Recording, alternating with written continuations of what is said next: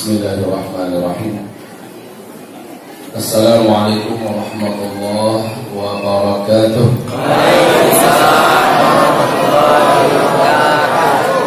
Alhamdulillah wassalatu wassalamu ala Rasulillah. La haula wa la quwwata illa billah. Allahumma la sahla illa ma ja'altahu sahla wa anta taj'alul hazana idza syi'ta sahla. Rabbi shrah li sadri wa yassir li amri wahlul 'uqdatam min lisani yafqahu qawli. Allahumma arinal haqqa haqqan warzuqna ittiba'ah wa arinal batila batilan warzuqna ijtinabah. Amma ba'du. Ibadallah ma'asyiral muslimin wal muslimat, hamba-hamba Allah sekalian yang kami muliakan. Segala pujian kepada Allah Subhanahu wa taala.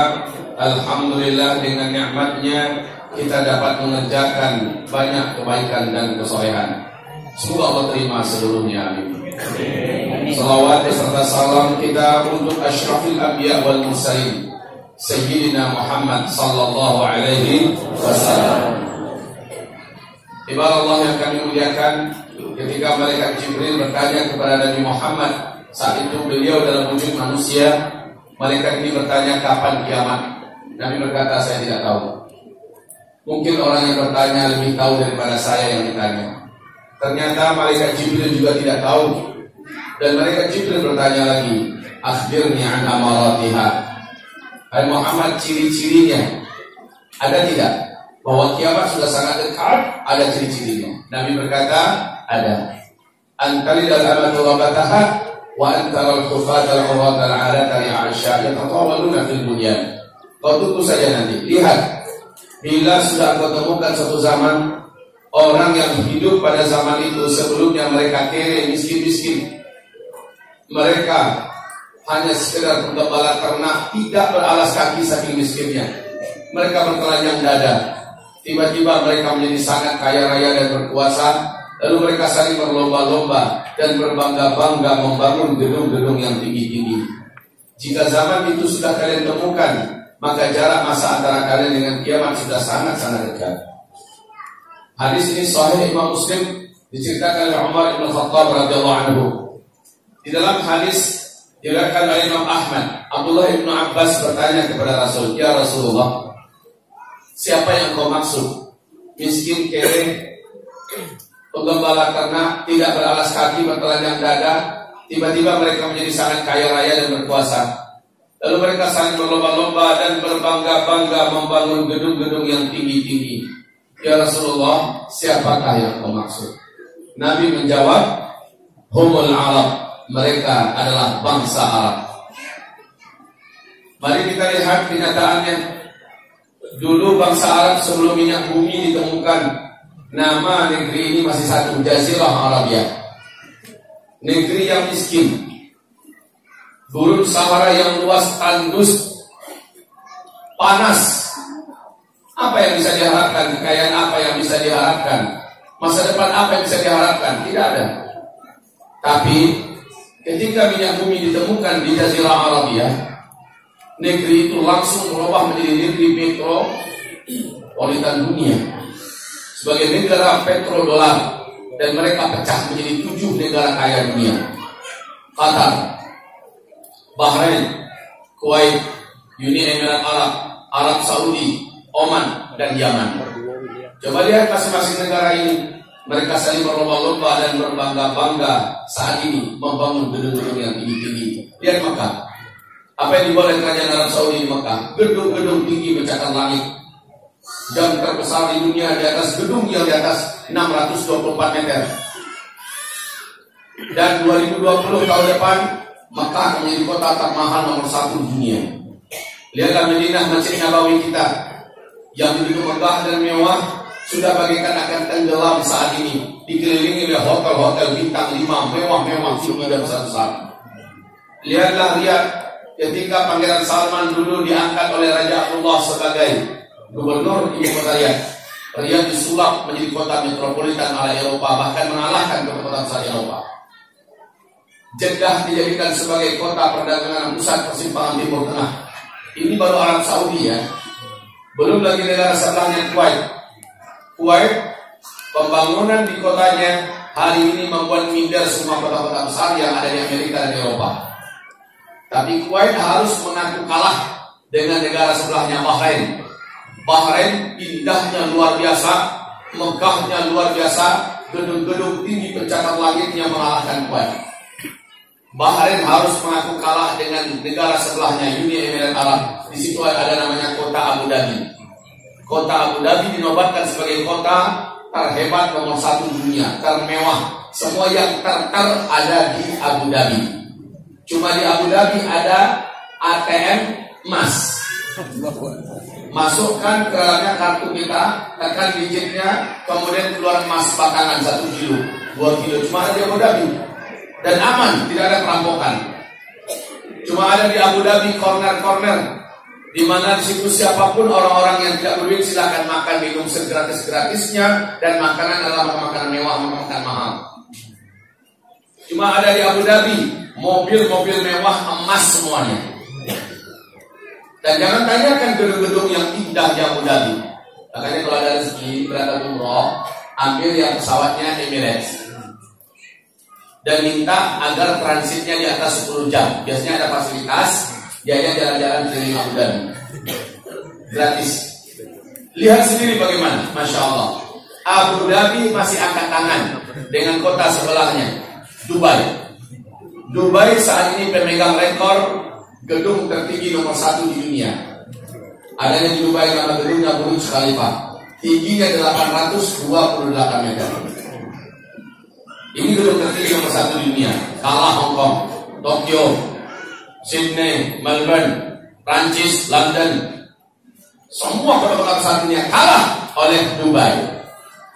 Perlombaan ini ternyata belum selesai. Di tepi Laut Merah di kota Jeddah saat ini oleh orang terkaya nomor 1 di Arab Saudi, yaitu Pangeran Al-Walid bin Talal, sedang melangsungkan pembangunan gedung tertinggi nomor 1 di dunia yang mengalahkan nanti rekor Burj Khalifa yang ada di Dubai. Kalau Burj Khalifa tingginya 828 meter, maka yang sedang dibangun ini dan 2020 paling lambat selesai. Nama gedungnya Kingdom Tower, ketinggiannya 1,2 km. Sampai ke awan tingginya. Menghabiskan dana lebih 120 triliun rupiah. Lihatlah apa yang dibuat pada hari ini, wahai Allah. Kuwait juga mengumumkan mendirikan gedung di atas 1 km. Kemudian tidak tanggung-tanggung, Pangeran Muhammad bin Salman, putra mahkota, sudah menyampaikan kepada seluruh dunia dibangunnya sebuah kota berdampingan dengan Yordania di tepi Laut Merah. Kota ini disebut dengan kota Neom yang akan menghabiskan dana 6.600-an triliun lebih uang kalau dirupiahkan ke kita. Dulu mereka miskin, kere. Mereka hanya sebatas penggembala ternak paling banter, tidak beralas kaki, bertelanjang dada. Tiba-tiba mereka menjadi kaya raya. Dan hari ini mereka saling berlomba-lomba dan berpuasa, berbangga-bangga membangun gedung-gedung yang tinggi-tinggi. Pesan Rasulullah, jika zaman itu sudah kalian temukan, jarak masa antara kalian dengan kiamat sudah sangat-sangat dekat. Sangat-sangat dekat. Mungkin ada yang berkata, Ustaz, kami dengar kata Rasulullah, selama di bumi ini masih ada satu saja orang yang masih kenal dengan Allah, masih bisa melafazkan kalimat Allah. Allah masih tunda lagi kiamat itu 40 tahun lagi. Wahai Ustaz, sekarang jumlah orang Islam di muka bumi 1,7 miliar. Kan lama lah lagi itu. Saya jawab, benar itu memang hadis Nabi. Tapi jawab berikut ini. Nabi bersabda, sebelum kiamat terjadi, kalian akan menyaksikan terlebih dahulu 10 tanda besarnya. Harazatun mandumatun fisil. Yuqta'u silkun yatba'u ba'daha ba'dha. 10 tanda besar ini seperti 10 butir-butir marjan. Ini satu butir marjan, di bawahnya ada lubang tembus sampai ke atas. Maka bisa dimasukkan satu tali. Antara satu butir marjan dengan butir marjan yang lain terhubung oleh tali di tengah-tengahnya, seperti butiran-butiran plastik. Di bagian bawahnya dikasih simpul. Maka tertahanlah 10 butiran tersebut. Ketika simpul itu digunting, Ketika simpul itu diputus, apa yang terjadi? Butiran yang paling pertama, yang paling bawah langsung keluar. Bagaimana dengan butiran yang kedua? Menyusulnya lama atau cepat? Langsung ya. Sak, langsung yang kedua. Sak, yang ketiga, keempat dan seterusnya. 10 tanda besar kiamat ini kita umat Islam yang punya iman, Allah izinkan menyaksikan sampai ke tanda besar kiamat yang ke-7 saja. Tanda besar kiamat yang ke-8, 9 dan 10, orang Islam yang beriman sudah tidak ada lagi tersisa hidup di muka bumi ini. Apa yang terjadi? Saksikan, lihat papan tulis kita. Tanda besar kiamat yang ke-7, kita hanya menyaksikan sampai di sini saja.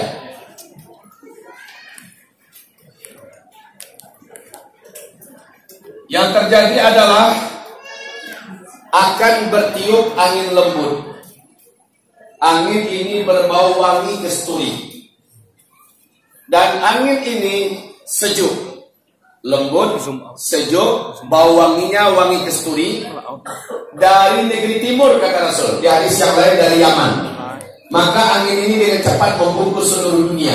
Seluruh bumi ini dibungkus oleh angin lembut yang wangi tersebut. Angin lembut ini ternyata bukan sembarang angin. Lembut, sejuk, dan wangi kasturi, bukan sembarang angin. Dia menjemput seluruh orang yang di dalam dadanya ada iman. Dan ternyata ketika orang tersebut tersentuh oleh angin lembut dan wangi ini, terhirup olehnya angin itu, walaupun orang ini ada di gunung, ada di gua, ada di pulau, ada di mana saja, sementara di dadanya ada iman kepada Allah sekecil apapun imannya, ketika angin itu menyentuhnya, terhirup olehnya angin itu, saat itu di tempat itu dia langsung tergeletak meninggal dunia. Serentak satu muka bumi, orang Islam yang ada iman kepada Allah meninggal dunia. Inilah tanda besar kiamat yang ke-7. Habis, sejak ini habis seluruh orang Islam, tidak tersisa lagi. Nabi berkata, setelah itu 1 atau 2 generasi, barulah kiamat besar kehancuran alam semesta terjadi. 1 generasi atau 2 generasi setelah habisnya seluruh orang Islam, kiamat besar kehancuran alam semesta terjadi. Kabar baik tentunya buat kita, berarti orang Islam tidak akan pernah menyaksikan kiamat besar kehancuran alam semesta. Alhamdulillah. Ya, maka 1 generasi menurut hitungan ilmu sosial itu 25 tahun. Jadi sejak eak lahir, kanak-kanak, remaja, dewasa, biasanya usia 25 tahun pukul rata menikah. Lalu lahir kembali generasi berikutnya. Maka 1 generasi dianggap 25 tahun. Nabi berkata 1 generasi atau 2 generasi setelah itu barulah kiamat besar. 1 atau 2 generasi. Kalau 2 generasi 50. Nabi mengatakan 40 tahun lagi kemudian barulah Allah kiamatkan dunia. Nyambung nggak? Nyambung sekali. Baik, ibadah Allah, jika tanda besar kiamat yang ke-7 adalah akhir keberadaan orang Islam di muka bumi, saya istilahkan ini dengan finish. Finish. Jika ada finish, pasti ada startnya. Startnya di sini. Yaitu Allah utus Muhammad bin Abdullah sebagai Nabi dan Rasul terakhir. Maka inilah start keberadaan umat Nabi Muhammad di muka bumi ini sejak Allah utus beliau. Rasulullah dalam hadis riwayat Imam Ahmad, hadisnya sahih, berkata, dari start ke finish kalian akan menjalani 5 fase sejarah. Awas, lihat ini baik-baik. 5 fase sejarah. Dari 5 fase sejarah ini kita sudah ada di fase keempat akhir. Kita akan masuk lagi ke fase penutup, fase kelima. Fase yang pertama, fase sejarah pertama. Di fase pertama, fase nubuwah, di mana umat ini langsung dipimpin oleh Nabi Muhammad SAW. Lama masanya 23 tahun. Fase ini telah selesai dengan wafatnya Nabi SAW. Masuk fase kedua.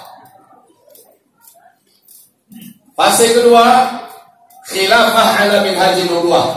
Fase kekhalifahan dengan konsep kenabian. Nabi mengatakan fase ini berlangsung selama 30 tahun. Dan ini pun telah berakhir. Fase ketiga, di mana para khalifah sudah merubah sistem khilafah kepada sistem kerajaan. Maka inilah fase kerajaan. Dan ini paling lama Bapak-bapak Ibu. Paling lama 1227 tahun. Di dalamnya ada 3 dinasti. Dinasti Bani Muawiyah, dinasti Bani Abbasiyah, dan terakhir dinasti Bani Utsmaniyah. Fase ketiga ini disepakati oleh para pakar dan ahli sejarah telah selesai. Kapan? Yaitu runtuhnya khilafah Islamiyah Al-Utsmaniyah di Turki pada tanggal 3 bulan Maret tahun 1924. 3 Maret 1924. Fase yang ketiga sudah selesai. Sejak runtuhnya khilafah Islamiyah, Islam dan kaum muslimin memasuki fase kegelapan, fase terberat. Fase terberat. Inilah dia fase kediktatoran, mulkan jabarian. Saya perbesar, bukan berarti waktunya lebih lama. Tapi kita sedang ada di sini. Banyak yang harus kita uraikan di sini. Puncak uraiannya besok subuh tentang Dajjal. Ini fase keempat. Fase ini adalah fase kediktatoran. Ciri khas fase ini kata Nabi, Islam dan kaum muslimin seluruh dunia ditindas, dizalimi, dan diperangi. Terasa apa tidak? Terasa. Berat. Dan di fase ini, keadaan ujian yang harus dihadapi khususnya oleh orang Islam yang beriman makin hari makin berat. Ini ujian keimanan yang dihadapi oleh orang-orang beriman pada fase ini terus naik. Naik. Maksudnya apa? Makin lama makin berat, makin lama makin berat. Pada fase ini banyak orang-orang Islam yang murtad dari agamanya. Menurut dia masih muslim, tapi menurut Allah dia sudah lepas dari Islamnya. Pada fase ini orang-orang munafik dan umat Nabi bermunculan terang-terangan di mana-mana, enggak malu-malu lagi. Demi fulus, demi jabatan, demi kekuasaan, orang-orang munafik bermunculan di sini. Dan Allah berkata orang munafik itu kekal dan neraka jahanam selama-lamanya.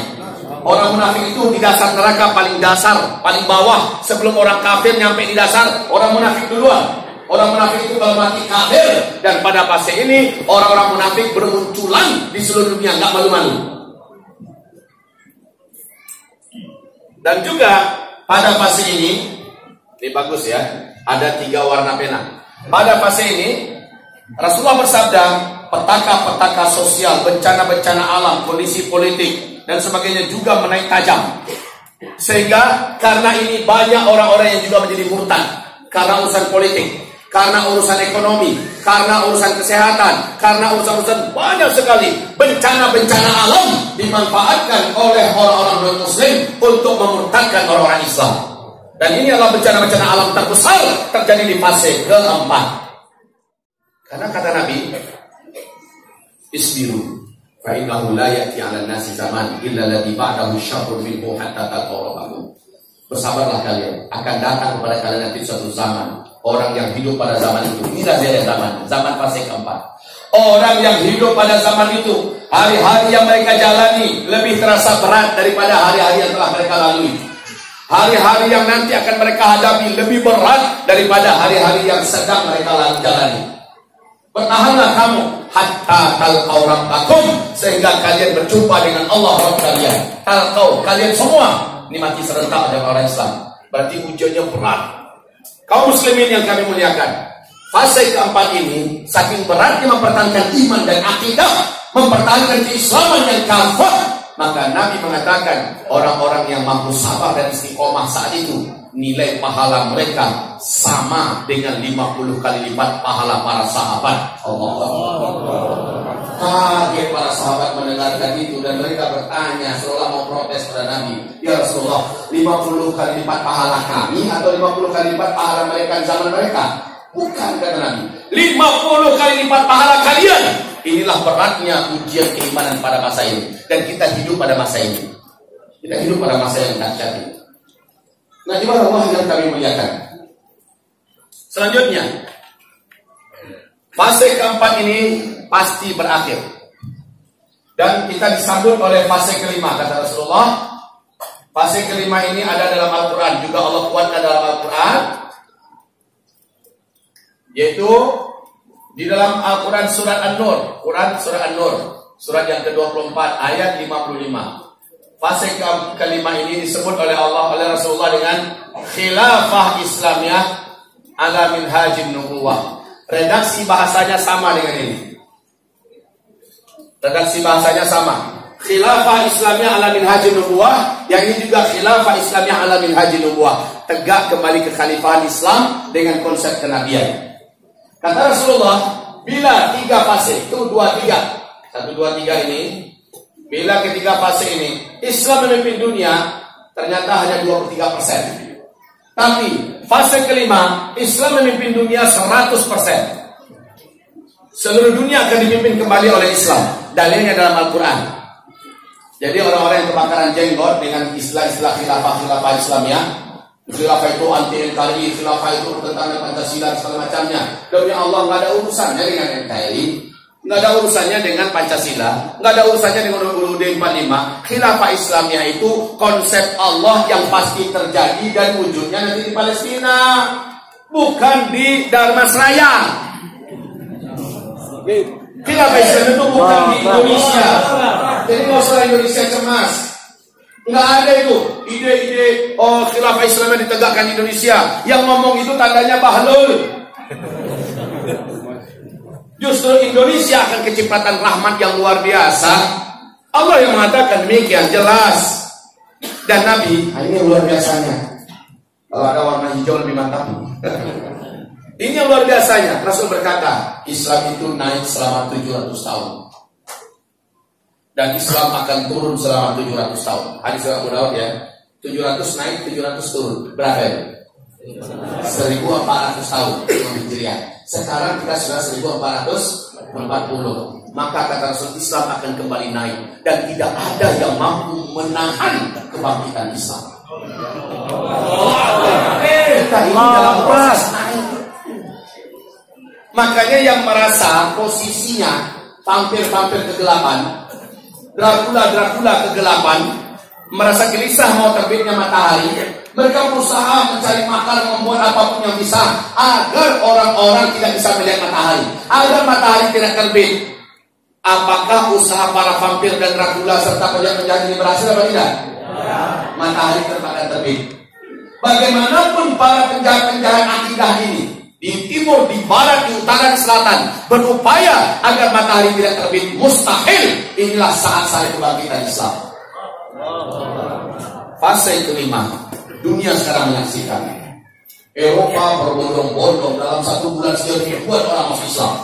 Di London, di Paris, kaum muslimin, di Sydney, di Australia, gereja-gereja sekarang ini dijual kepada Islam, dijadikan masjid, masjid-masjid nggak muat, jalanan raya dijadikan tempat-tempat sholat. Allahu Akbar. Rusia, Jerman, masya Allah kebangkitan Islam dahsyat sekali. Cuma di Indonesia orang yang tega menjual agamanya, itu gara-gara Supermi. Dan itu adalah orang-orang yang jelas-jelas otaknya sudah cerdas. Tapi orang yang cerdas, berpendidikan tinggi, mereka berbondong-bondong masuk Islam sekarang. Maka diyakini bahwa Islam sedang memperlihatkan dirinya menuju bangkit. Mari kita dengarkan. Pada bulan Februari tahun 2012, berapa tahun yang silam? 15 negara besar dunia dengan 15 intelijen mereka bermajlis diperakarsai oleh NIC di New York. Pertemuan mereka ini membicarakan siapakah pelanjut pemimpin dunia tahun 2020 ke atas. Pembicaraan mereka ini lama dan sangat alot. Muncullah 4 calon yang akan memimpin dunia. Calon yang pertama adalah masih Amerika Serikat. Calon yang kedua Cina yang akan memimpin dunia. Calon yang ketiga adalah gangster global, mafia internasional. Calon yang keempat khilafah Islamiyah. Didiskusikan oleh 15 intelijen negara-negara besar dunia ini. Siapa di antara mereka yang berempat ini? Yang pertama Amerika. Dikaji-kaji Amerika, hampir seluruhnya sepakat Amerika sudah tidak mungkin lagi memimpin dunia. Kenapa? Amerika dalam segala hal sudah menuju kepada sakaratul maut. Dalam segi politik, ekonomi, militer, budaya, apa saja. Amerika sekarang itulah gaya ompong. Enggak sih ngadang leh. Ibarat harimau lain dapat aja medo, bisa berkumpul leh. Itulah Amerika sekarang. Lalu mayoritas sepakat mengatakan Amerika tidak mungkin. Amerika sudah begitu rapuh dan lemah. Yang kedua, Cina. Cina dengan segala kemungkinannya memiliki kemampuan manuver politiknya, manuver ekonomi dunianya, dan segala macamnya. Dikaji kelebihan Cina, dikaji juga kelemahannya. Ternyata kelemahannya lebih fatal. Maka diyakini Cina juga tidak akan mampu dan tidak akan bisa memimpin dunia. Yang ketiga, gangster global, mafia internasional. Pembicaraan tidak begitu awal dan tidak begitu lama. Gangster dan mafia global tidak akan bisa menguasai dunia, memimpin dunia. Terakhir khilafah Islamnya. Nah ini dia. Ketika pembicaraan di arah sini, yang mana saja mereka ingin mencari titik kelemahannya, mereka tidak menemukan. Islam telah pernah memimpin dunia ribuan tahun, dan Islam paling mampu menstabilkan kepemimpinan dunia. Baik dari ajarannya, dari undang-undangnya, dari sistemnya, dari manusianya, apa saja dikaji Islam paling mumpuni, paling siap. Dan dilihat kepada gelagat-gelagatnya, sekarang kembali kepada menuju Islamlah yang paling memungkinkan memimpin dunia kembali. Maka dengan resmi CIA, intelijen Amerika Serikat, di New York Times, majalah bergengsi Amerika Serikat, mengumumkan kepada dunia bahwa yang akan menggenggam kepemimpinan dunia 2020 ke atas adalah khilafah Islamiyah. Allahu Akbar. KGB Rusia punya redaksi bahasa beda. Masih di New York Times, menurut KGB Rusia, puncak jaya-jayanya khilafah Islamiyah memimpin dunia kelak adalah tahun 2025. Ini menurut KGB Rusia. Sementara kita orang-orang beriman, kita tidak akan menjadi jumawa dan merasa bangga besar kepala, ya, mendengarkan angka-angka tahun yang disebutkan oleh orang itu, karena kita tidak pernah beriman dengan ramalan. Setuju? Apalagi menyebutkan tahun tertentu, kita tidak beriman. Tapi mereka bukan orang goblok, mereka bukan orang bodoh. Ketika mereka menyebutkan, tentu mereka punya analisa, tentu mereka punya pertimbangan strategis. Tetapi penyebutan tahun jelas bukan akidah kita. Namun kita yakin, seyakin-yakinnya bahwa Al-Quran surat An-Nur ayat 55 jelas Allah menjanjikan kalian akan kembali memimpin seluruh dunia. Ini jelas. Dalam hadis ini juga jelas fase kelima Islam kembali memimpin dunia. Mana Ustaz bertanya tadi? Sudah terjawab? Mana Ustaz di belakang? Sudah terjawab Ustaz? Ini dia. Tadi beliau bertanya, Ustaz katanya Islam akan kembali memimpin dunia. Bukan katanya, tapi Allah yang berfirman demikian. Nah ini saya mulai sekali ya. Oke. Sekarang wahai kaum muslimin, kita kembali. Benarkah kita sudah di akhir zaman? Benar. Alasannya mana? Yuk kita lihat. Rasul bersabda ada 7 fase, ada 7 tanda besar kiamat. 7 ini adalah yang disaksikan oleh orang Islam. 4 yang pertama ini langsung umat Islam yang menyaksikan kejadiannya di penghujung fase keempat. Ini yang pertama. Ini yang kedua. Ini yang ketiga. Dan penutup fase keempat adalah ternyata tanda besar kiamat yang keempat yang akan terjadi. Yang pertama dukhan. Bumi akan gelap gulita selama 40 hari 40 malam karena kabut debu yang teramat sangat tebal, lagi panas. Debu ini bersatu dengan asap yang sudah sangat panas. Saking panasnya kata Nabi, seluruh orang kafir dan orang Islam yang suka dosa dan maksiat akan melepuh kulit-kulit mereka seperti masuk oven. Mereka tersiksa betul. Biji mata mereka seperti akan keluar. Dada mereka seperti hangus terbakar. Sementara orang-orang yang beriman, yang soleh, yang taat, karena iman dan kesolehan mereka kebal dari dukhan ini. Mereka hanya seperti terserang flu dan demam. Lamanya dukhan adalah 40 hari 40 malam. Tapi panas dukhan itu hanya 1 hari 2 hari pertama. Hari ketiga dan seterusnya bumi menjadi dingin karena tidak ada cahaya matahari yang masuk. Dari mana sumber dukhan? Sumber dukhan ini adalah bumi mengalami hantaman dahsyat dari ruang angkasa. Kisban minas sama'i saqiqa yaqulu sahabun markum, yaitu meteor. Jatuhnya meteor menabrak bumi nanti di akhir zaman diceritakan oleh Allah. Ada 5 surat yang bercerita. Surat Al-Mulk, surat Sabah, surat At-Tur, surat Al-Hadid, surat Ad-Dukhan. Ya, karena meteor ini terjadilah dukhan. Dan meteor ini mengembalikan manusia kepada zaman dulu. Rasulullah berkata, "Tsumma udtum min haitsu badatum." Tsumma udtum min haitsu badatum wa antum min haitsu badatum. Nanti kalian semua pada masa itu kembali seperti zaman sekarang. Kalian akan berperang kembali menggunakan pedang, menggunakan tombak, dan menggunakan panah. Dan kendaraan kalian pada saat itu sudah kembali kepada kuda seperti hari ini, kata Rasulullah. Itu 1400 tahun yang lalu Nabi berkata. Ternyata Albert Einstein ketika masih hidup dipaksa untuk menjawab oleh 2000 wartawan seluruh dunia. Wahai Tuan Albert, seperti apa pandangan Tuan perang dunia ketiga nanti? Karena banyak negara besar, negara maju sedang membangun industri senjata paling mutakhir.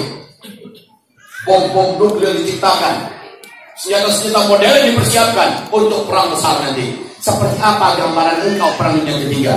Jawaban beliau sangat mengejutkan. Apa kata Albert Einstein? Saya tidak tahu senjata apa yang akan kalian pakai dalam perang dunia ketiga itu nanti. Tapi yang pasti katanya, tidak ada satupun teknologi modern yang hari ini kalian siapkan. Tidak ada satupun senjata canggih yang hari ini kalian ciptakan bisa kalian pakai dalam perang dunia ketiga. Kalian semua nanti akan perang dengan senjata manual. Dan saya tidak tahu senjata manual jenis apa yang akan kalian pakai nanti. Ini Albert Einstein mengejutkan pernyataan beliau. Ternyata seorang saintis dan ilmuwan termasuk orang terkaya di dunia, Steve Jobs, juga menyebutkan hal yang spektakuler dalam karyawan utamanya. Dia berkata, dan ini pidatonya ini sudah diterjemahkan ke seluruh bahasa dunia, dan di Indonesia diterbitkan 2 kali terbitan di koran Republika kita 2 minggu berturut-turut. Apa kata Steve Jobs? Setelah nanti saya meninggal dunia, tak lama kemudian kalian semua akan kembali ke zaman batu. Steve Jobs, Albert Einstein bukan orang-orang yang gila komunitas. Mereka sudah ada di puncaknya. Bukan orang yang gila jabatan, kekuasaan atau fulus, karena mereka sudah ada di puncaknya. Tapi mereka berbicara dengan fakta-fakta, dasar-dasar ilmiah yang mereka ada. Ya, mereka yakin ke depan ini kembali ke zaman tidak ada teknologi. Ustaz, bagaimana Ustaz? Penyebabnya apa? Ternyata penyebabnya adalah seperti dikatakan oleh Michel Penn. Siapa Michel Penn? Seorang pakar astronomi dunia senior, di mana NASA pun banyak merujuk kepada beliau. Michel Penn mengatakan, hanya meteor dari ruang angkasa lah yang mampu menghentikan seluruh teknologi di muka bumi ini serentak. Dan hanya meteor di ruang angkasa lah yang bisa menimbulkan dukhan. Dan Nabi mengatakan di akhir zaman meteor akan menghujani bumi.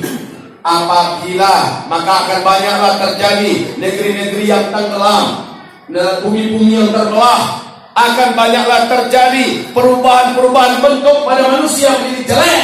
Yang jelek itu adalah orang kafir dan orang muslim yang hobi maksiat. Karena muka mereka meleleh, kulit mereka melepuh. Para sahabat bertanya, kapan itu terjadi ya Rasulullah hujan meteor itu? Jawaban Nabi, apabila kalian menyaksikan nanti di akhir zaman, umatku sudah mencintai yang 3 hal ini. Umatku sudah melakukan yang 3 hal ini di mana-mana. Apa itu ya Rasulullah? Nabi menjawab, 1, idza dhaharatil qainat. Apabila penyanyi-penyanyi wanita sudah bermunculan di tengah umatku di mana-mana. Sudah atau belum? Yang kedua, wal ma'azif, apabila musik dan alat-alat musik sudah disukai, dicintai, digandrungi oleh umatku di mana-mana. Sudah apa belum? Bahkan negara sekali dan Arab Saudi yang dulu sangat tabu dengan musik, sekarang malah setelah Muhammad bin Salman memegang tampuk kekuasaan di Arab Saudi, dia menjadikan Saudi menjadi negara liberal, super sekuler. Di mana-mana konser musik raksasa sudah diadakan di mana-mana. Bioskop sudah dibuka di mana-mana. Pantai-pantainya sudah akan disiapkan untuk pariwisata seperti halnya Bali. Innalillahi wa inna ilaihi. Maka wajar kalau Arab Saudi sekarang ini akhir-akhir ini banyak mengalami bencana dan musibah, betul tidak? Yang aneh yang tidak pernah terjadi sekarang, menunjukkan Allah tegur mereka. Atau boleh katakan Allah marah kepada mereka. Yang ketiga, wa syuribatil khumur, apabila minuman-minuman memabukkan, barang-barang memabukkan sudah beredar dan menyebar di tengah umatku di mana-mana. Nah, yang ketiga ini sudah ada apa belum? Tiga-tiganya sudah lengkap berarti. Maka awas. NASA 46 tahun yang lalu telah memperingatkan bumi ini tahun 2013 ke atas mengarungi arus sungai meteor ruang angkasa. Jadi ini arus sungai banyak sekali meteornya, ya di ruang angkasa. Bumi kita nyelinap menyeberangi arus sungai meteor ini. Benar ternyata 2013 3 meteor menabrak bumi. 2014, 2015 ketika saya mengalami ujian sedikit dari Allah Subhanahu wa taala, saya dibawa ke baris krim. Masih ingat? Tanggal 16 hari Kamis bulan Desember 2017. Ini Kamisnya. Alhamdulillah saya lepas dan bebas. Kemudian malamnya Kamis malam Jumat jam 9 di Michigan, meteor lagi-lagi menghantam bumi. Diberitakan di TV One. Pagi Jumatnya besoknya saya live 1 jam di TV One. Nah, kaum muslimin akan dimuliakan. Ini dan kemarin waktu acara reuni 212, siapa yang sempat masuk nggak ke HP tuan-tuan semua? Gimana di waktu itu semua orang menyaksikan, apalagi yang sempat men-shooting ke atas itu, melesatnya sebuah meteor dengan kecepatan yang luar biasa. Ini menandakan bumi kita sedang di tengah arus sungai meteor. Dan peluang bumi kita menghantam bumi, apabila itu terjadi, maka wahai hamba-hamba Allah, berhentilah teknologi. Tidak lagi ada teknologi. Baik, setelah Dukhan, iklim bumi menjadi ekstrim, panas luar biasa. Paling lama 3 tahun setelah itu, muncullah tanda besar kiamat yang kedua. Dan inilah puncak dan segala petaka akhir zaman. Manusia yang paling terlaknat, lelaki yang paling sakti dan mengalahkan seluruh orang-orang sakti di muka bumi. Seluruh setan dan jin tunduk kepadanya. Manusia ini diizinkan oleh Allah muncul ke permukaan. Dajjal. Seluruh nabi dan rasul khawatir dan memperingatkan kepada umat masing-masing, hati-hati Dajjal, bahaya Dajjal. Nabi peringatkan, Dajjal keluar paling lama setelah Dukhan, jaraknya hanya 3 tahun. Baru Dajjal lepas. Dan Dajjal ini tidak lama, hanya 1 tahun 2 bulan 2 minggu saja. Namun seluruh kota dunia ini sudah dimasukinya, termasuk Damasraya. Dan 2/3 umat manusia di muka bumi sujud menyembah Dajjal. Manusia yakin ini adalah Tuhan. Kaum muslimin, Dajjal berakhir di tangan. Tidak ada yang sanggup mengalahkan Dajjal. Tapi tanda besar kiamat yang ketiga, hanya 1 tahun 2 bulan 2 minggu setelah Dajjal keluar, Allah turunkan Nabi Isa alaihissalam dari langit dunia. Dan Nabi Isa inilah yang membunuh Dajjal. Setelah Nabi Isa membunuh Dajjal, seluruh orang Yahudi di muka bumi diperangi dan dihabisi sehabis-habisnya. Tidak tersisa 1 orang pun saja orang Yahudi lagi yang tersisa hidup. Lalu seluruh orang Nasrani diajak oleh Nabi Isa masuk dalam Islam, agama yang dibawa oleh Nabi Muhammad SAW. Berbondong-bondong orang Kristen satu dunia menyatakan syahadatnya. Ya, setelah itu Nabi Isa membuang semua yang namanya pajak. Nggak ada lagi pajak-pajak. Sekarang makin hari terasa oleh kita, hanya kentut aja nggak kena pajak. Bisa kok mau dari pajak dulu. Ya, nah kaum muslimin, baik kerjaan Nabi Isa tuntas.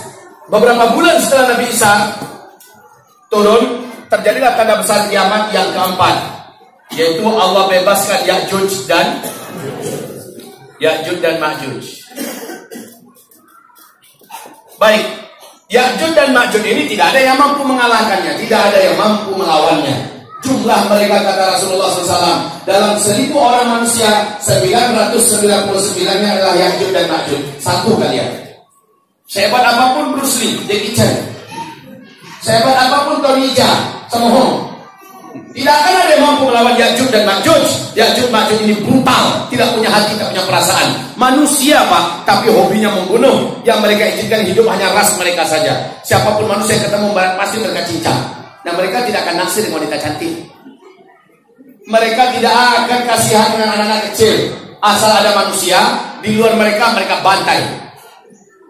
Dengan cepat manusia ini Allah musnahkan dengan doa Nabi Isa alaihissalam. Nabi Isa dan Imam Mahdi lari ke atas puncak gunung Tursina. Di atas itulah Nabi Isa berdoa. Sementara kaum muslimin bersama Nabi Isa kelaparan. Kemudian doa Nabi Isa Allah kabulkan, Ya'juj dan Ma'juj langsung Allah yang binasakan. Singkatnya habis Ya'juj Ma'juj, dibersihkan oleh Allah Ya'juj Ma'juj dari bangkai-bangkainya di muka bumi. Maka masuklah manusia ke masa-masa aman. Ini adalah masa-masa aman. Masa-masa aman. Pada masa-masa ini kata Rasulullah, tidak ada lagi gempa-gempa, bencana-bencana alam, perang sama sekali tidak ada, penipuan, tekanan hidup, justru bumi tenang setenang-tenangnya, harta kekayaan melimpah ruah di mana-mana. Tidak ada satupun orang yang mau menerima zakat. Jangankan zakat, hadiah emas.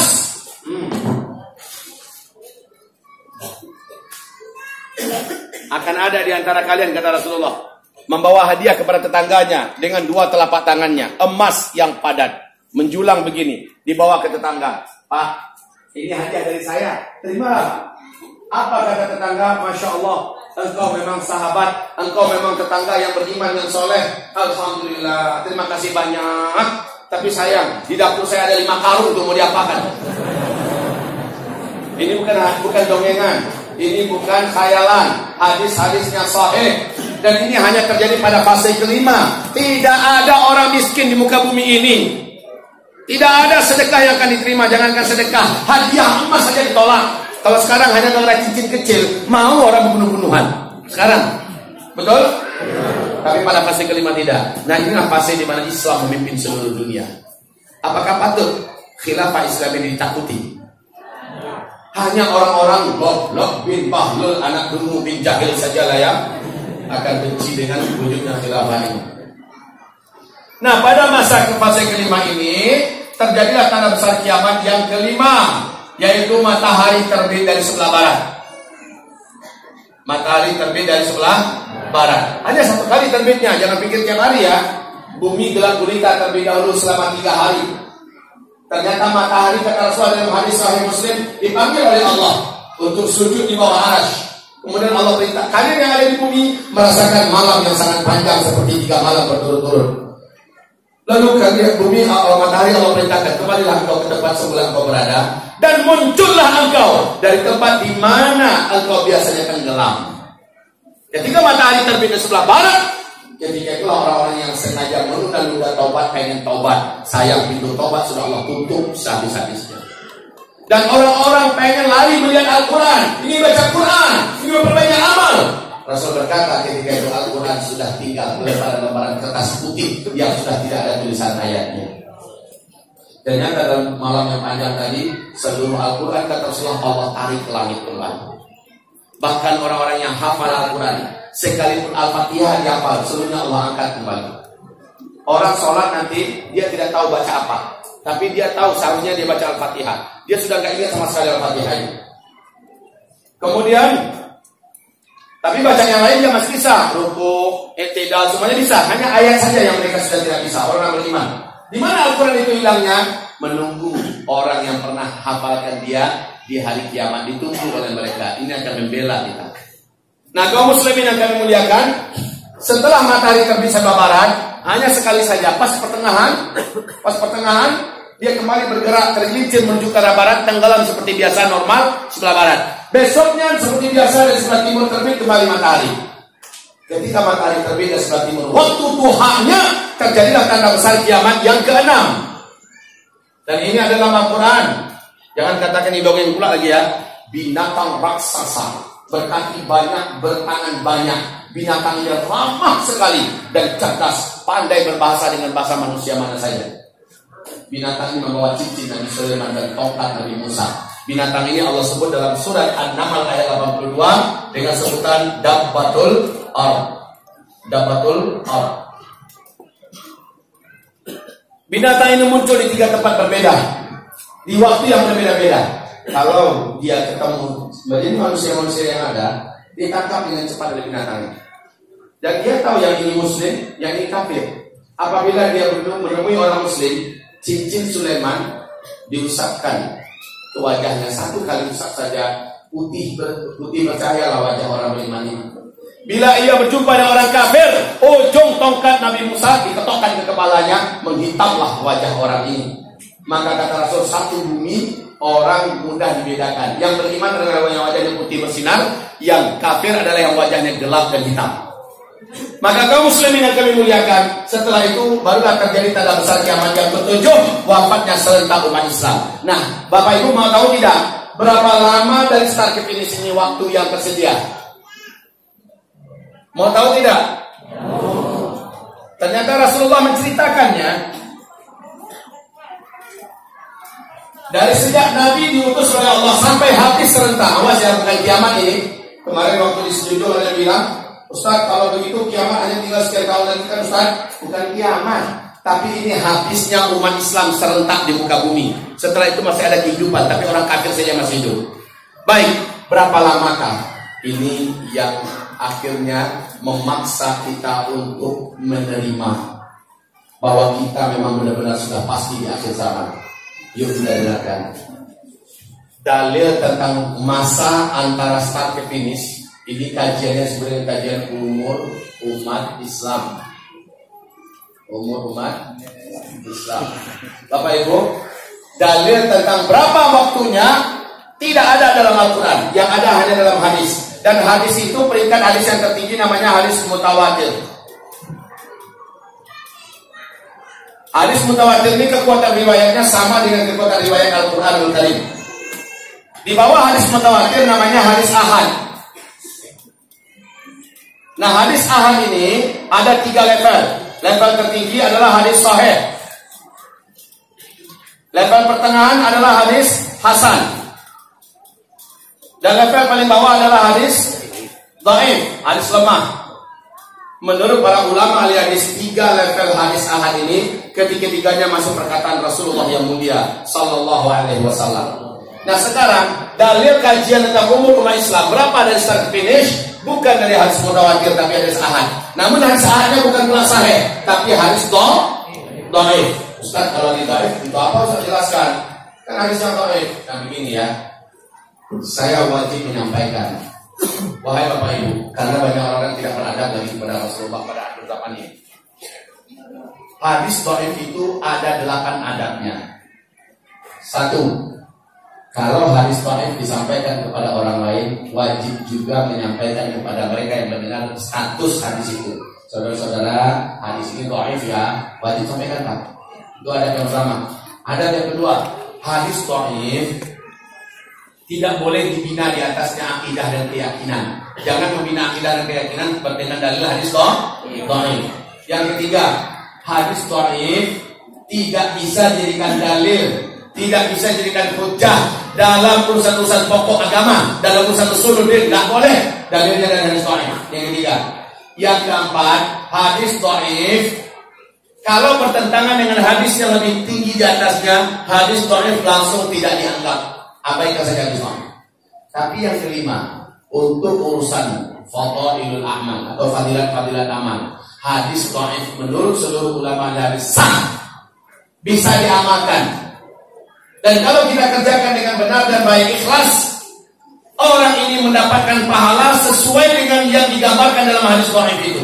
Siapa yang mengerjakan sholat sunat duha 8 rakaat, maka Allah akan berikan kepadanya kemudahan ini, kelapangan rezeki ini, begini. Ternyata hadisnya dhaif, sah.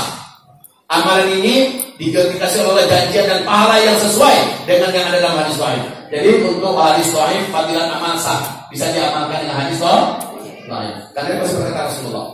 Yang keenam, nah yang keenam ini ada A, ada B. 6A.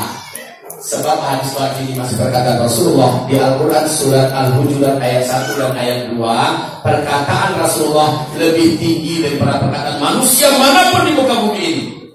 Maka kalau berkata Syekh Kiai Anu berkata, Syekh Anu berkata, Buya Anu berkata, Ustaz Anu berkata, Dai Anu berkata, Habib Anu berkata, dalam satu masalah nih tiba-tiba qala Rasulullah, Berkata Rasulullah di masalah yang sama, langsung semua perkataan manusia saja diketepikan, nggak dianggap langsung, karena Rasul sudah berkata dalam hal yang sama. Ini yang dimaksud surah Al-Hujurat ayat 1 ayat 2. Perkataan Rasulullah wajib lebih dimuliakan daripada perkataan manusia saja. Ya, setuju? Ya, memang wajib setuju. Benar, ini Al-Quran surah Al-Hujurat ayat 1 ayat 2. Oke, yang ke-6B. Yang ke-6B, karena ini masih perkataan Rasulullah, tolong muliakan, hormati. Walaupun di bidang akidah kita tidak boleh meminta keyakinan di atasnya, tapi muliakan, hormati, dengarlah. Kenapa ini ditekankan? Karena sekarang sudah muncul satu kelompok yang merasa hanya kelompoknya saja yang paling benar di muka bumi ini. Ya, kelompok ini mengklaim semua ustaz-ustaz Ahlus Sunnah wal Jamaah di luar kelompok mereka adalah kilabun nar. Innalillahi wa inna ilaihi raji'un. Apa kata mereka? Kilabun, apa itu kilabun nar? Anjing-anjing neraka. Jadi ustaz-ustaz, kiai-kiai, ulama-ulama di luar kelompok mereka anjing-anjing neraka itu. Dan umat Islam yang bukan dari kelompok mereka adalah ahlul bidah wal ahwa, ahli bid'ah, ahli hawa nafsu, seluruhnya di neraka katanya. Ya Allah ya Rabbi, kayak dia aja yang disuruh kepentingan surga. Ini waktu acara Pak 11, acara 212, acara besar di Indonesia ini, apa komentar salah seorang tokoh pucuknya, tokoh intinya? Itu adalah perkumpulan kebun-kebun binatang. Innalillah, mulutnya ya Allah. Nah, kelompok ini membagi hadis kepada dua bagian saja, sahih dan dhaif. Yang sahih, amalkan, terima, mereka puja-puja, mereka elu-elukan. Tapi yang dhaif kayak mendengar sesuatu yang menjijikkan. Ada itu hadisnya tadi. Lihat dia wajahnya jelek enggak? Kayak disodorkan daging babi, bangkai daging babi yang berulang. Hei, hadis dhaif itu masih perkataan Rasulullah apa tidak? Tolong hormati, begitu dong. Kelompok itu betul tidak punya akhlak. Sementara dia merasa paling lurus, paling berilmu, jenggotnya panjang. Tapi akhlaknya innalillahi wa inna ilaihi raji'un. Saya dengar di masalah ini mereka cukup banyak juga. Mereka yang membuat kacau di mana-mana. Baik, yang memuliakan. Ustaz Somad mau masuk kemari. Wah, tahzir kesana kemari. Ustaz Zulkifli Muhammad Ali mau kasih ceramah di dalam seraya. Ribut pula. Tahzir kesana kemari. Inilah keahlian kelompok itu. Sudah, biarkan kita kembali pada topik kita. Makin banyak jenggotnya dan dia. Di demokrasi. Kalau di komporin bisa aja, Pak. Ya. Baik. Ustaz, adab yang berikutnya apa? Yang ketujuh. Jika hadis dhaif berbicara tentang sesuatu yang nanti masa depan akan terjadi begini, cukup dengarkan, jadikan ilmu, muliakan tanpa menjadikannya akidah, keyakinan. Tapi muliakan. Namun kalau ternyata yang digambarkan itu benar-benar terjadi sesuai dengan yang disampaikan dalam hadis dhaif, maka hadis tersebut langsung naik statusnya kepada sahih dan kita wajib meyakininya. Ini adab yang ketujuh.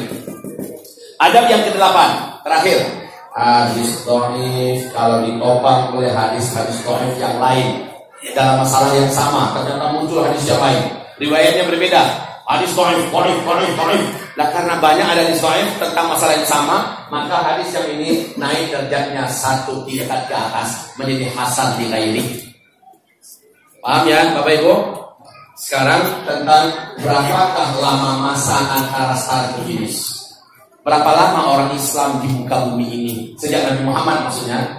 Maka dari Abu Daud yang pertama Rasul bersabda, umur umatku adalah umur umat Yahudi dikurangi dengan umur umat Nasrani. Oleh para ahli dan pakar sejarah, umur umat Yahudi dihitung dari Nabi Musa ke Nabi Isa. Maka seluruhnya adalah 2000 tahun lebih sedikit. Adapun umur umat Nasrani oleh para pakar dan ahli sejarah dari Nabi Isa ke Nabi Muhammad hanya 600 tahun. 2000 kurang 600 berapa? Ini yang pertama, 1400 tahun hitungan hijriah tentunya. Ustaz, kalau cuma 1400, kita sekarang sudah 1440. Berarti sudah kebablasan ini Ustaz. Oh tidak, ini kan baru satu kelompok riwayat. Kelompok riwayat berikutnya masih dari Abu Daud, tetapi yang ini ditopang oleh jalur-jalur riwayat yang banyak. Daif, sehingga naik statusnya setingkat ke atas menjadi Hasan Lighairi. Apa kata Rasul? Nah ini Bapak Ibu, ini dia berdebar jantung kita mendengarnya, lemas tulang kita langsung. Apa kata Rasulullah? Umur umatku di sisi Allah hanya 1 hari saja. Lalu Allah menambahkan untuk umatku setengah hari lagi. Semoga umatku tidak menjadi lemah, karena Allah menambahkan untuk mereka setengah hari lagi. 1 hari tambah setengah hari. 1 hari di sisi Allah berapa lama kita menghitungnya di dunia? 1000 tahun. Betul. Dalilnya ada nggak? Ada. Surat As-Sajdah ayat 5. Itu dalilnya. 1 hari itu adalah 1000 tahun. Berarti 1 hari setengah adalah 1005. Nah ini umur umatku kata Rasulullah. 1400 di satu riwayat, 1500 di riwayat yang lain. Dan ini hadisnya Hasan Lighairi. Ada 2 riwayat. Maka para ulama ahli hadis mulai mendiskusikannya. Ini adalah domainnya mereka. Apa kesimpulan mayoritas ulama ahli hadis mengatakan? Umur umat Islam sejak Allah mengutus Nabi Muhammad sebagai Nabi dan Rasul sampai umat Islam habis serentak dalam peristiwa tanda besar kiamat yang ke-7, umur umat Islam ini di sisi Allah hanyalah antara 1400 Hijriah ke 1500 Hijriah. Di antara ini umat Islam akan habis serentak di muka bumi.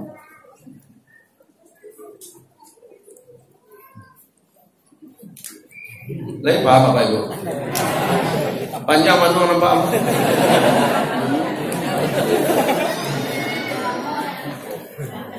Sekarang kita tahun berapa? 1440. Sekarang kita tahun berapa? 1440 Hijriah ya. Penghitungan Hijriah itu kan di sini. Ya kan? Sejak Nabi Muhammad hijrah dari Makkah ke, sejak itu barulah mulai dihitung Hijriah. Sementara menghitung umur umat Nabi bukan sejak Nabi hijrah, tapi sejak Allah utus beliau sebagai Nabi dan Rasul. Artinya ada 13 tahun Nabi Muhammad tinggal di Mekah sebelum hijrah. Berarti itu harus masuk hitungan dong. Tambahkan 13 ini ke 1440. Jadi berapa? 1453. Yuk sekarang kita dengarkan bahasa redaksi yang paling bijaksana. Syekh Al-Hafiz Ibnu Rajab Al-Hambali berkata berikut ini. Umur umat Nabi Muhammad sejak Allah utus Muhammad sebagai Nabi dan Rasul sampai umat ini serentak Allah wafatkan di muka bumi dalam peristiwa tanda besar kiamat yang ke-7 adalah lebih dari 1400 tahun Hijriah, tapi tidak akan lewat dari 1500, tidak akan lewat. Berarti kita ambil angka yang paling puncak saja, paling penuh 1500. Padahal bisa jadi 1480, kan bisa saja kan?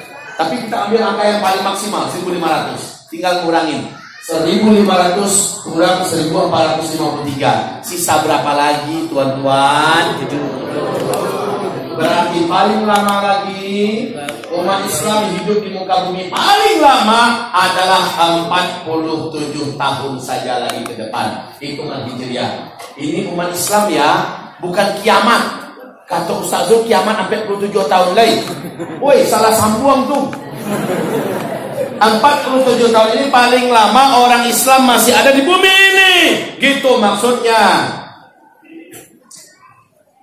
Berarti di waktu yang segini paling lama kita akan menghadapi meteor, Ruhot, Dajjal, Isa dan seterusnya. Masa-masa jaya Islam.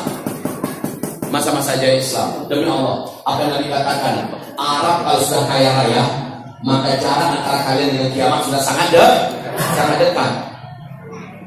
Apalagi Bapak Ibu, dengar tidak orang-orang yang pulang umroh, apa yang mereka kabarkan kepada kita? Gurun Sahara mulai menghijau, bukit-bukit batu mulai dibungkusi oleh rumput. Allahu Akbar. Sungai-sungai mulai mengalir dan salju sudah lama turun di Arab. Allahu Akbar. Ini tanda-tanda yang tidak bisa ditutup-tutupi.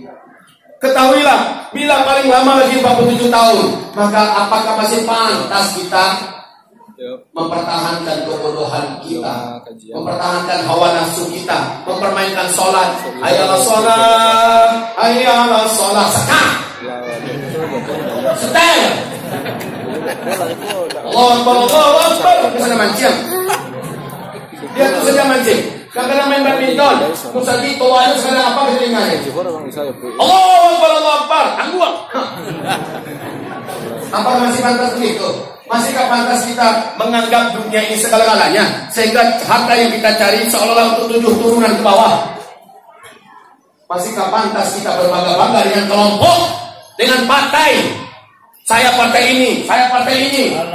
Lalu kayak lakum dinukum al-yakin. Masihkah pantas wahai kaum muslimin berbangga-bangga hanya kami saja paling lurus, kami yang paling benar? Masihkah pantas kita berpikir-pikir untuk membela agama Allah Subhanahu wa taala? Masihkah pantas wahai Bapak Ibu kita jaga putusnya tali silaturahmi yang membahayakan amalan kita di mata Allah? Tidak pantas lagi sudah. Saatnya kita berubah menjadi orang saleh setelah sebelumnya kita adalah orang yang salah. Saya paham Allah. Nah, ini penyampaian saya. Tetapi puncak daripada semua penyampaian itu adalah besok pagi Dukhan. Maaf, Dajjal. Di masjid apa? Gak usah. Bahwa istri Pak, karena yang paling banyak menyembah Dajjal nanti dari umatku kaum wanita. Bahwa istri, iya Bu. Ibu gak apa-apa cemas sekarang, karena ibu akan selamat. Kalau begitu besok pada tibur. Kenapa? Kajinya untuk jantung Pak Lape. Ibu mau selamat kan? Kalau mau selamat harus cari tahu, ya kan Bu? Kalau itu besok pastikan datang. Pastikan datang. Calon mantunya juga dibawa. Pak, Bapak juga begitu. Bawa anak bujangnya, bawa anak gadisnya, bawa semua. Siapapun yang ada dalam kehidupan kita, bawa. Karena besok pembahasan tidak akan pernah ada lagi yang menguraikan seperti itu. Semoga besok subuh umur kita panjang semua. Amin. Allah memuliakan. Ini ada pertanyaan. Ustaz, bagaimana cara mengajak atau menghimbau generasi muda untuk mau berhenti bermaksiat? Jazakallah khair. Ini panjang ini kajiannya. Gimana caranya? Salah satu di antara asbab yang banyak menyebabkan anak-anak muda kepengen menjadi yang soleh, mereka mendengarkan kajian ini. Saya ingat kajian kita disingkat sekali. Besok tentang Dajjal. Saya berharap besok itu Bapak Ibu niatkanlah untuk mengaji dengan saya sampai masuk waktu syuruk. Sampai masuk waktu syuruk. Jam berapa itu Ustaz? Sampai jam 7. Kalau nah, suap. Ya, bawa anak-anak ujang-ujang dengan gadis Islam. Mereka lah dengan kita sama-sama yang menghadapi Dajjal itu nanti bersama-sama. Ustaz, Dajjal itu kan muncul zaman kita. Iya. Dajjal itu kan muncul zaman saya, zaman Bapak, zaman anak-anak kita ini. Dan kita bersama-sama akan menghadapi fitnah terberat dan terbesar di muka bumi bersama-sama. Antisipasinya apa? Apa buktinya? Besok saya uraikan insyaallah. Ustaz Zul, apa hukumnya Ustaz berpecah belah dalam mendakwahkan Islam atau mendakwahkan sunnah Nabi, lalu orang itu tidak bertemu sapa, padahal dia Ustaz juga? Apa hukumnya Ustaz? Tadi sudah saya katakan, udah jelas Ustaz yang mana yang dimaksud. Ya, tadi sudah saya katakan, ini sudah akhir zaman, udah bukan masanya lagi kita berikut-ikutan memutuskan tali silaturahim. Ya, memutuskan tali ukhuwah, udah bukan masanya lagi. Saatnya kita kompak bersatu menegakkan amar bil ma'ruf nahi anil munkar. Saatnya kita menyongsong kemenangan dan kejayaan Islam, karena Islam tidak bisa dimenangkan dari satu kelompok saja. Dia harus saling bahu membahu. Islam ini bagaikan satu tubuh. Ada yang namanya tangan, ada yang namanya kaki, ada yang namanya kepala, ada yang namanya telinga, ada yang namanya mata. Coba kalau masing-masing satu-satu anggota ini bangga-bangga dengan dirinya. Coba selesaikan ke tangan sendiri tanpa badan. Bisa nggak kanan jalan-jalan untuk saya Bapak? Mata saja yang merasa paling berjasa. Sekarang suruh mata, mata kamu keluar, kamu urus sendirian. Tanpa tangan, tanpa kaki, tanpa badan, bisa di mata? Nggak bisa, harus kompak. Sekarang jamaah tabligh sendirian, nggak bisa. Muhammadiyah sendirian, nggak bisa. Salafi sendirian, nggak bisa. Nahdlatul Ulama sendirian, nggak bisa. Persis sendirian, nggak bisa. Harus kompak. Jadi Buya cara berpikir kolot super bodoh itu tolong ditinggalkan. Merasa paling benar sendiri itu bukan zamannya lagi. Ustaz jangan marah-marah lah. Iya saya marah ini mah. Ini bagus. Assalamualaikum warahmatullahi wabarakatuh. Ustaz, semoga Ustaz panjang umur. Amin. Amin. Walaupun saya tidak optimis. Begitu Ustaz. Karena kata Rasulullah, Dajjal baru memunculkan dirinya pada tahun di mana sudah tidak ada lagi dai dan ulama yang berbicara tentang Dajjal di mimbar dan podium. Saya termasuk orang yang paling getol menyampaikan kepada umat tentang Dajjal. Sementara Dajjal menurut tanda-tandanya sudah saatnya dia keluar. Artinya tak lama lagi hamba Allah Usman Ustaz Zulkifli Muhammad Ali ini mungkin akan dipanggil oleh Allah. Amin ya Rabbal. Saya sudah rindu dengan Allah. Saya sudah pernah melihat penipuan dan kejahatan di kampung ini. Tapi kalau saya berumur panjang, saya paling di depan nanti bersama Bapak Ibu semua membela kebenaran bersama-sama. Allah Ta'ala.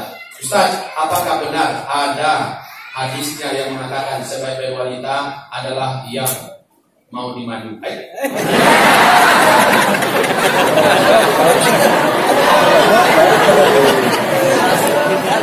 Ini yang bertanya ini laki-laki atau wanita? Kalau yang bertanya laki-laki, saya nggak usah jawab. Berarti dia semangat. Tapi kalau yang nanya wanita, saya jawab. Ini yang bertanya wanita atau laki-laki? Tunggu, saya tanya nih, wanita atau laki-laki? Mana yang bertanya?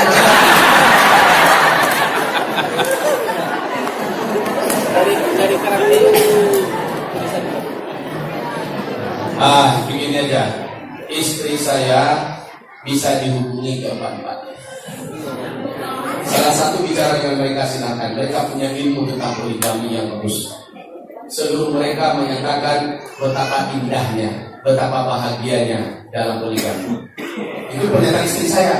Jadi kalau telepon mereka, betul jam itu, Ustazah, tanyain mereka. Sampai istri aku. Ini lagi ya. Bu, kamu lala cimatulnya bu. Jangan terangkan loh. Ikut kami punya kajian Pak, di mana kajian itu menjadikan apa kata orang TV, Ustaz boleh nggak hubungan rumah tangga Ustaz kami publikasikan di televisi? Saya katakan tidak boleh. Inilah bentuk keindahan rumah tangga poligami. Kami ingin memperlihatkan syiar ini. Saya katakan biarlah Allah saja publikasikan. Saya tidak mau melalui televisi. Jadi udah kayak kakak beradik. Memang udah apa kata mereka? Pada cerita sama mereka. Tapi saya tidak anjurkan laki-laki sekarang berpoligami. Kenapa tidak dianjurkan? Maaf ya, kebanyakan laki-laki yang poligami gagal dan makin memperjelek syariat Islam ini. Kalau mau berpoligami, ilmunya sempurnakan dulu. Tunjukkan akhlakmu yang mulia, tunjukkan ibadahmu yang sempurna, tunjukkan bahwa engkau selama ini sudah menjadi imam yang benar. Kalau tidak, jangan semangat sejandalkan. Ambo dia piti Ustaz. Dah selesai piti saja tu dong. Kalau piti banyak orang yang piti udah wale. Itu karena ini pertanyaan sebelum Pak. Ustaz, ada orang hijrah tapi masih merokok. Apakah hijrahnya sudah diterima? Insya Allah sudah Allah terima. Mudah-mudahan merokoknya nanti suatu hari nanti hijrah juga dari merokok dari merokok. Ya, jangan sampai merokok itu jadikan alasan untuk hijrahnya tidak diterima. Itu juga tidak benar. Kemudian bagaimana cara umat Islam melakukan amal ibadah amal ibadah ketika Al-Quran sudah diangkat ke langit? Dia melakukan semua amalan, hanya baca Al-Quran saja yang dia tidak bisa baca, dan itu sudah Allah terima secara utuh, insya Allah. Ya. Terus, Assalamualaikum warahmatullahi wabarakatuh. Pak Ustaz, saya mau bertanya, gimana caranya suami saya sholat sering tinggal-tinggal? Gimana solusinya Pak Ustaz? Terima kasih. Banyakkan doa kepada Allah Subhanahu Wa Taala, maksimalkan khidmat kepadanya. Semoga suaminya dilunakkan oleh Allah hatinya. Ya, jangan kita yang menasihati. Suami itu marah kalau istri yang menasihati. Umumnya nih, suami yang agak kurang bagus, suami-suami yang agak kurang cerdas, maaf ya tersinggung. Kalau dinasihati istri marah dia biasanya. Padahal yang terbaik itu menurut kita yang terdekat. Kalau orang yang terkuat imannya zaman sahabat adalah yang senang ketika dinasihati, walaupun yang menasihati adalah istrinya sendiri. Umar bin Khattab kan garang tuh. Umar bin Khattab kan garang. Kita tahu MC dan para bunuh Umar itu jangan ditanya, tapi diceramai oleh bininya di rumah. Ada sahabat yang mengadu karena istrinya di rumah mulutnya cerepet banget. Mengadu dia kepada Umar bin Khattab. Sampai di rumah Umar bin Khattab, dia ketuk pintu, terdengar dari dalam suara seorang wanita sedang bicara dengan semangat sekali, dengan nada yang agak sedikit emosi. Ternyata Umar bin Khattab lagi diceramai oleh bininya. Umar diam saja. Malu nggak dia? Lalu dia pergi. Umar buka pintu. Pak, itu waktu Umar jadi Amirul Mukminin loh ya. Pak, mau ngapain? Ambo tadi kau mengadukan tamparannya biniamu dan munculnya tamu itu. Ternyata kau sedang diceramai oleh bini. Nah, jadi kalau lu bini menceramai awak, bukan awak menakwi, Pak. Saatnya kita dengarkan istri kita. Nah, kalau sahu itu jangan poligami ya. Semua poligami. Si bini ngecek juga lah. Baik, pertanyaan berikutnya. Bagaimana cara agar hati dan ibadah kita tetap istiqomah? Besok, insya Allah Ta'ala. Besok, kita ya. Bagi yang penasaran, nanti tolong dibuka YouTube. Buka YouTube. Oh, beli paket, Pak. Beli paket, buka YouTube. Judulnya adalah Persiapan dan Amalan Akhir Zaman. Persiapan dan Amalan Akhir Zaman. Ya, apa-apa persiapan kita, apa-apa amalan kita di akhir zaman ini. Tolong lihat nanti di YouTube, judulnya itu saja. Persiapan dan Amalan Akhir Zaman. Ustaz, Assalamualaikum, semoga Ustaz selalu sehat, amin. Semakin banyak beramal, kok merasa diri tidak mempunyai bekal untuk menghadap Allah. Bagaimana ini Ustaz? Wahai hamba Allah, semoga engkau jujur dalam berkata. Ini benarkah demikian? Jika benar demikian, salah satu ciri iman itu sudah ada pada dirimu. Apa kata Ibnu Abi Mulaikah? Saya berkeliling menemui 30 sahabat. Seluruh sahabat itu punya 4 kesamaan sifat dan sikap. Seluruh sahabat merasa amal mereka masih sangat sedikit. Seluruh sahabat masih merasa iman mereka masih lemah. Jadi kalau memang semakin banyak beramal, semakin terasa gak punya persiapan. Bagus. Jangan sampai itu orang munafik. Saya berjumpa dengan orang munafik, perangai mereka sama semua. Seluruh mereka merasa amal yang sudah banyak, dan yang banyak itu menurut mereka sudah Allah terima semua. Ini kayak orang munafik ini. Sehingga dia merasa bangga terus. Baru bantunya nggak dua saksi ini di samping dan sekampung. Berikutnya, Assalamualaikum Ustaz. Bagaimana hukumnya melangkah sholat yang telah lama ya? Ini apa nih? Mengkodok. Nggak ada kodok-kodok sholat. Kata Bunda Aisyah dalam Sahih Bukhari, kunna nu'maru bi qada'i shaum wa la nu'maru bi qada'i shalah. Kami diperintahkan mengganti puasa, kami tidak diperintahkan mengganti sholat. Yang sudah terlanjur, yang sudah keras, taubat nasuha saja. Menyesallah, perbanyak sholat-sholat sunnah. Demikian, perbanyak sholat-sholat sunnah. Sholat tahajud, duha, tahiyatul masjid, qabliyah, ba'diyah dan sebagainya.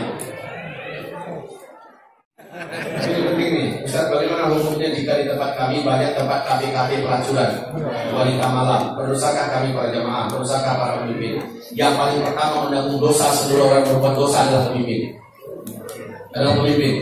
10 saja orang yang dipimpinnya, ada yang berbuat dosa, mungkin ada yang sholat, ada yang untuk aurat, apalagi yang berzina, melacur begini, pemimpin ini disidang oleh Allah dari kiamat kelak. Maka para pemimpin paling berat usaha di akhirat. Kata Nabi yang paling banyak menghuni neraka dari umat adalah para pemimpin. Ini para pemimpin yang pilihlah saya, nggak tahu risiko yang akan dia tanggung. Bahaya jadi pemimpin ini. Kalau jadi pemimpin bertekadlah kayak Umar bin Khattab. Umar bin Khattab ronda dia lihat ngapain rakyatnya malam hari. Menjelang subuh ngapain rakyatnya. Ada yang berdosa enggak? Ada yang ngapain? Umar malah keliling. Ada yang kelaparan enggak? Dan kita dengar semua cerita tentang Umar bin Khattab. Masya Allah. Pemimpin ini di akhirat paling menderita. Orang yang paling menderita di hari kiamat adalah para pemimpin dan ulama-ulama penjilat. Ini yang paling menderita nanti dari kiamat. Yang paling banyak dalam neraka orang kaya, pemimpin, dan para wanita. Ini yang paling banyak dalam neraka Allah Subhanahu wa Ta'ala. Jangan tersinggung, Bu. Saya hanya menyampaikan hadis Nabi ya, Bu ya. Tapi ibu yang di sini insya Allah dalam surga semua, amin. Kita doakan. Mudah-mudahan ibu yang penting ibu solehah saja sudah cukup nanti. Pelacuran ini kita harus padamkan bersama-sama. Sekarang ini akhir zaman, Pak. Akhir zaman ini sebelumnya Allah bayar tunai. Hari ini kita buat dosa dibiarkan, maka bencana akan terjadi. Dan Mas Raya, kalau ingin steril dari bencana, maka pastikan kafe-kafe maksiat, tempat-tempat remang-remang, maksiat, perzinahan, perjudian, dan segala macamnya ditutup. Yang tutup siapa? Pemerintah. Kalau pemerintah nggak mau gimana? Kita rakyat yang milih mereka, tekan mereka. Hei pemerintah, kalian kami gaji untuk menutup yang kayak gini.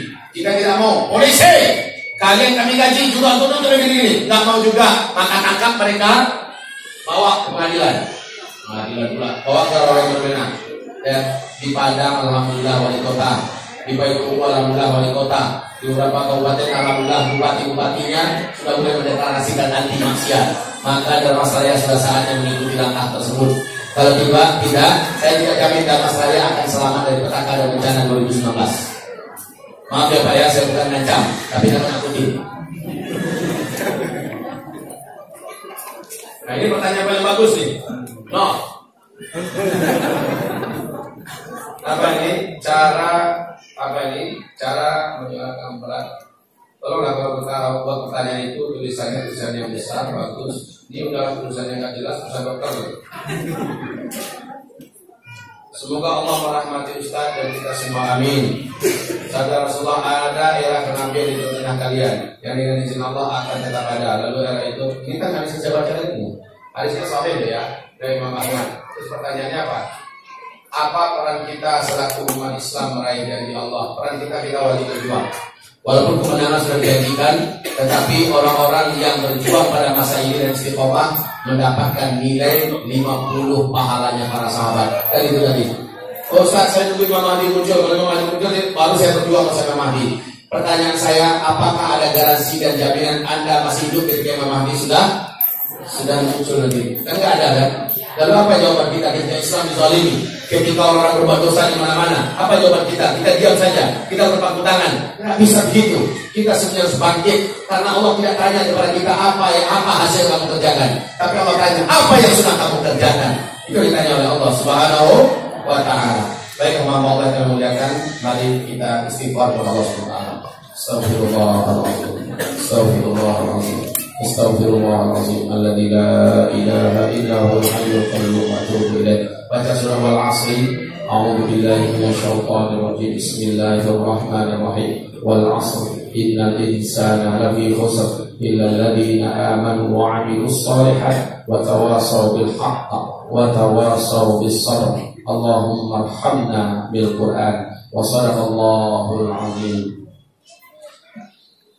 Kita tutup dengan doa kafaratul majlis. Rasulullah bersabda, siapa yang membaca doa ini, maka sebelum ia berdiri dari tempat duduknya masing-masing, Allah gugurkan seluruh dosa-dosa kecil yang dia perbuat sebelum itu. Bapak Ibu yang kami muliakan, besok kajian kita saya tidak akan mengulang lagi tentang fase 5 fase ini dan umur Islam. Saya tidak akan mengulang lagi, tapi saya langsung to the point tentang Dajjal. Jadi fokus kita bicara tentang Dajjal besok, termasuk cara untuk selamat dari Dajjal. Nah inilah dia siapa-siapa calon pengikut Dajjal yang wajib kita pastikan kita dan keluarga kita tidak termasuk salah satu di antara mereka. Ya, baik. Subhanakallahumma wa bihamdika asyhadu an la ilaha illa anta astaghfiruka wa atubu ilaik. Wassalamualaikum warahmatullahi wabarakatuh.